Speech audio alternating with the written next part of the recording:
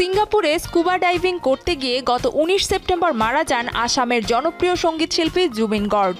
তাৎক্ষণিকভাবে মৃত্যুর কারণ হিসেবে দুর্ঘটনার কথা জানালেও অনেকেই ষড়যন্ত্রের আঁচ করতে পেরেছিলেন। কেউ কেউ দাবি করছিলেন পরিকল্পিতভাবে হত্যা করা হয়েছে জুবিনকে। রহস্য উন্মোচনে একাধিক তদন্ত দল গঠনের নির্দেশ দেন আসামের মুখ্যমন্ত্রী হেমন্ত বিশ্ব শর্মা। গত ১২ ডিসেম্বর আসাম পুলিশের বিশেষ তদন্ত দল ২৫০০ পৃষ্ঠার চার্জশিট দাখিল করেছে, যেখানে ৪ জনের বিরুদ্ধে খুনের অভিযোগ আনা হয়েছে।